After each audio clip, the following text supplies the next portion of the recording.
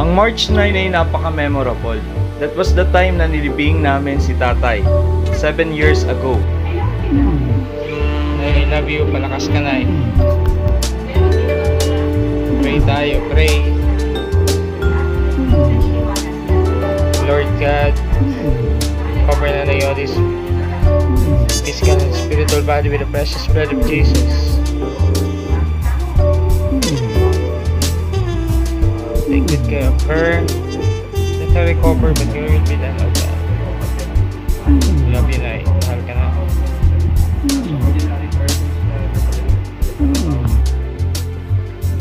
March 9, 2025 naman, si Nanay ay tuluyan ang sinamahan si Tatay sa kabilang buhay.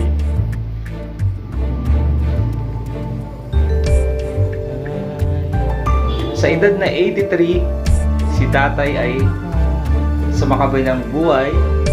Si Nanay sa edad na 83 rin sa makabilang buhay. May mga similarities sa dates and sa edad nilang dalawa. Sabi nga, they're really meant to be. Sila yung destiny ng isa't isa.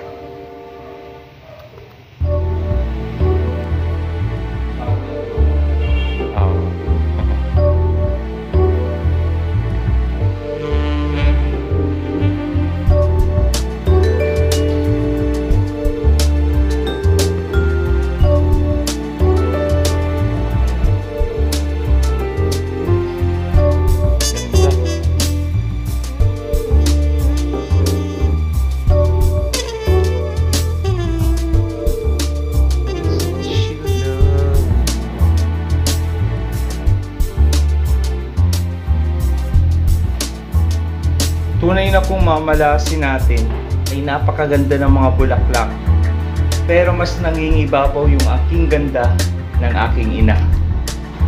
Napakaganda ni Nanay Malasi habang siya ay nakahimlay sa loob ng ataon. Ayan, makikita nyo, suot pa niya yung regalo ni Ate Narma at ni Ate Imelda na Hawaiian attire. Napakaganda ng aming ina. At nung siya'y nabubuhay pa, napakamahinahon niyang tao, napakabait niya. Pero pag para sa kanyang mga anak, lumalabas din yung kanyang tapang. At maraming beses naming napatunayan yon, na behind that beautiful face lies a bravery in her heart. Napakaganda ng aming ina, inside and out. Sa saliw ng musika ni Kuya Rex ay nagkakaroon ng fellowship gabi-gabi at nag-aalay ng liturgy para sa aming namayapang ina. Dito sa St. Paul United Methodist Church, Give it up for Kuya sa Rex Peace Housing Aquino. Project sa Barangay Tabe, Blessed sa Giginto, Vision Bulacan, of St. Paul Nilaga United Methodist Church. ang labi ni God bless you Nanay. even more. Hello po, Konsi Eva. Konsehalo namin. Oo nga po, para mag-isa po kayo na. Ngayon ko na po na kayo po ay isang vampire. Si Konsi Eva. Mag-isa si Konsi.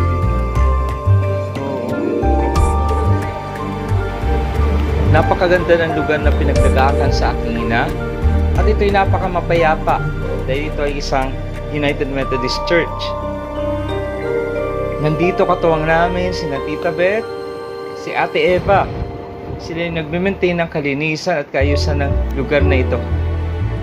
Napakasisipag nila at napaka-supportive, as if they are immediate family member, showing their love and care and concern to all of us, especially to Nanay.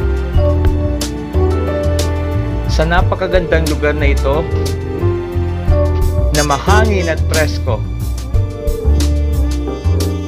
sa St. Paul United Methodist Church, they welcome us so warmly napakainit ng pagtanggap sa aming pamilya at sa pakikiramay sa pagpanaw ni nanay. Napakagandang lugar na may magagandang kalooban ang aming nakasalamuha.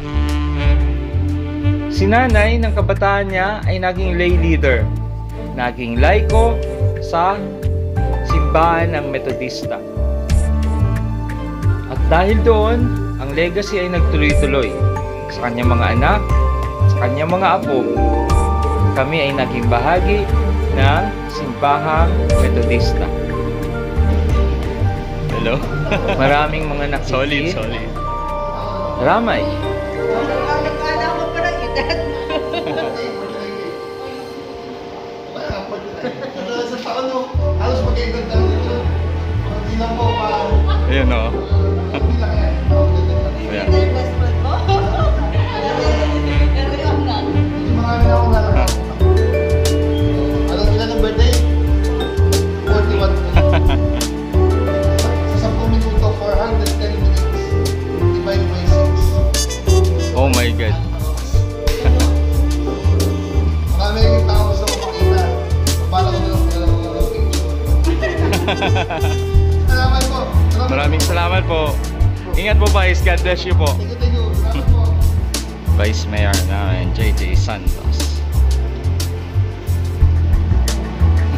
Yan. Ma'am Mimosa and Company, dito tayo ngayon. Yung 12 Star is nakikiramay kay nanay. Kasama namin sila sa aming panahon na to. Kaya thank you so much. At sobrang tagal na rin yung magkakasama ng ate ko. Nila ate Julie, nila ate Dory. Hello po, PD. Ay, kayo pala po yun. Narinig ko lang po kasi pag nagkukwentuhan sila eh. Si Ma'am Mimosa, kilala ko na yung pangalan. Yun, thank you so much po kasi sila yung mga more than 1 year na sila magkakasama at may isa silang kumbaga may isa silang goal, that is yun, helping one another sa community. Yes, walang iwanan. Maraming salamat po. God bless you even more. Thank you po. Ayun no. Condolences. It's a flower from 12 Star Holding Corporation. Galing. Thanks God. Thanks. Para kay nanay. Maraming salamat kina Governor Daniel Fernando at kay Kapitan Jerwin Pogi Lombres sa pag-lend ng kanilang tent. At sa tulong ni na Jomar at ni Paring Merjon ay naitayo namin ang tent na pinakahuling ikinabit. Nagdatingan ng mga nakikiramay at ang napakasaya ang moment na to. Na yan o. Na ito na baga si Maring. Na ito si Ben. Oh, kompleto na tayo.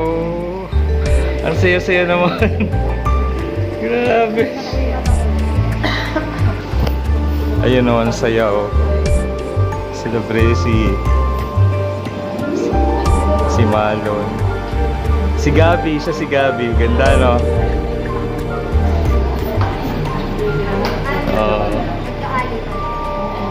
Si Michael. Si Michael at si Gabi. Kuya dito.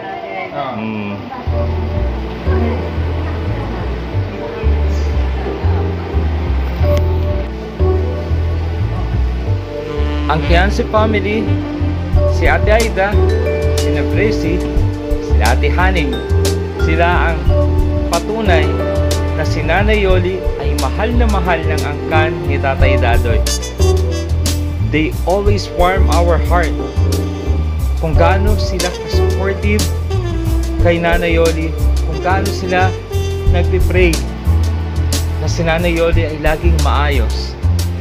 Napakababait ng angkan ni Tatay na aming pinagpapasalamat. Kayo lang ang blinag ko Kayo lang ang blinag Sobrang nakaka-touch. Naghihintay ako Sa huling lamay Kaya ako nung dumating first day. sina Bresi and Malon, si Ate Aida, si Puelito, si Michael at si Gabi. And they even spent the whole night with Nanay. Nagkaroon ng pagkakataon na makapagpahinga kami ni Ate Dory kahit paano. Salamat dahil may nagbantay kay nanay sa buong magdamag. For the first time. Napakasaya. Mga pamilya ni Dadoy na sobrang nagmamahal kay nanay. Kabilang na sina Ate Nimpa, Ate Nancy, Ate Nerma, ang Tiansi Sisters, sina Kuya Oscar, Kuya Bobong, Ate Nimpa. Ate Nimpa.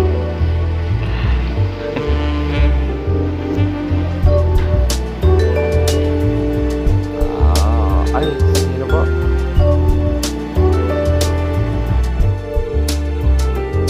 Dahil. Ay, Labo, sunod tali sa Dahil. Mauna kami from Santa Elena. Dumating nga ang mga anak ni Tio Season. Kaway sa buke. Yan, ang kanyang manugang Si Ma'am Grace. Ma'am Grace. Teacher Grace. Anong tawag sa isa po kayo? Dr. Grace. Ma'am Grace. Siyempre, si Attorney Jeff. Makikita mo ang pakikiramay sa kanila. Sila ang nagbantay kay nanay sa huling sandali, sa pinakahuling lamay. At alam kong masayang-masaya si nanay na sila ay makita at makapiling sa kanyang huling sandali. Ito yung picture kung saan makita nyo dinalaw ni Cyril at ni Luigi si nanay. Si Des, siya ang kauna-unang nakiramay kasama si Donnery. At sa unang gabi, kaming magkakapatid ay sama-sama kapiling ni nanay. Makikita mo ang ngiti sa mga labi dahil alam naming si nanay ay nasa maayos na lugar na kasama ang Panginoon.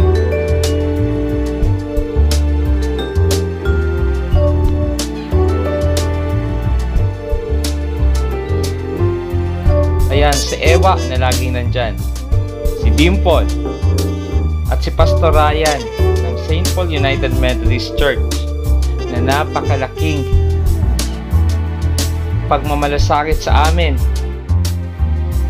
na sa tuwing may pagkakataon siya'y dumadalaw sa kay nanay upang ito'y kanyang ipanalangin. Maraming salamat, Pastor Ryan Santos Carpio, at sa iyong St. Paul United Methodist Church family.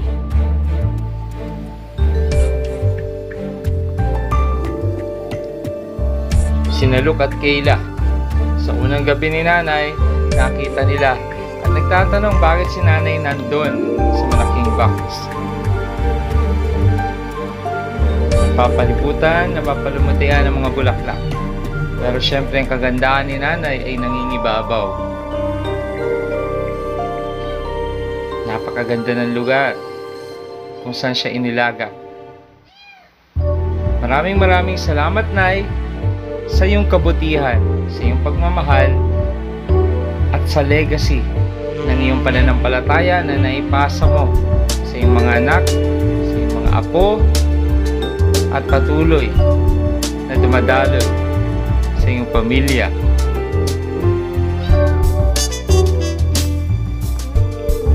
Si Oli, si Kayla, na mga nagbantay kay nanay. Gustong-gusto nilang mag-spend ng moment kasama ang kanilang lola.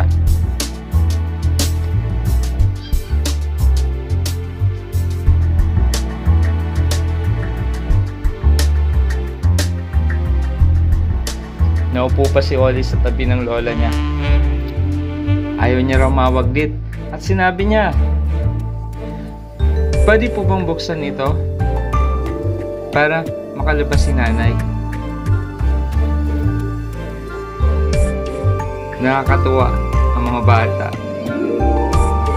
at siguradong mamimiss nila si nanay na kanilang palaging hinahagkan at niyayakap.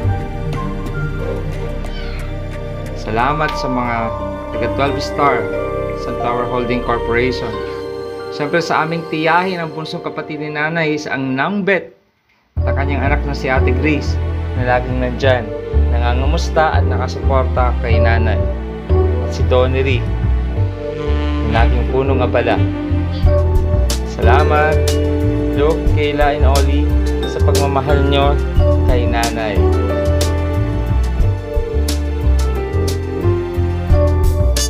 Sa St. Paul United Methodist Church, maraming salamat. Dahil kami ay masaya at mainit na tinanggap sa inyong pamilya.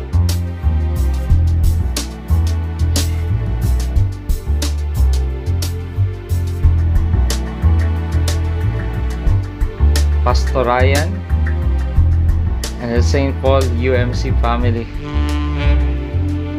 welcomes us so warmly and dearly.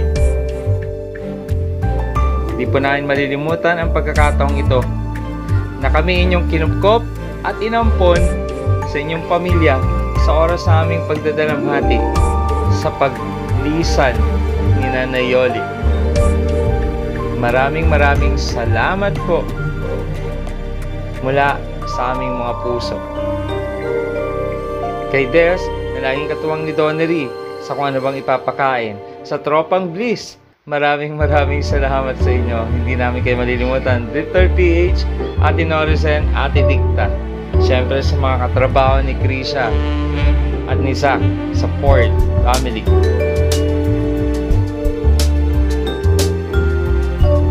Sa mga ka-churchmates, salamat. Maraming salamat po sa inyo. Sa napakagandang lugar na nag-welcome kay nanay. It is indeed the best place for nanay to rest in peace. Salamat sa mga tumulong, sa mga naging bahagi ng pagdadalamhati at pakikiramay. Kay Cyril, napalaki ni nanay na siya tumulong, nag-asikaso ng death certificate at mga papeles na nilakad. Maraming salamat po talaga mula sa aming puso. We cannot contain being overwhelmed and being so welcome. Salamat kay Sab, na best friend ni Luke, at sa kanyang daddy na nakasama namin. Maraming salamat sa lahat sa inyo sa pagmamahal at pamamaalam kay nanay. Nanay Yoli, we will always be loved you, or always remember, we love you, Nay.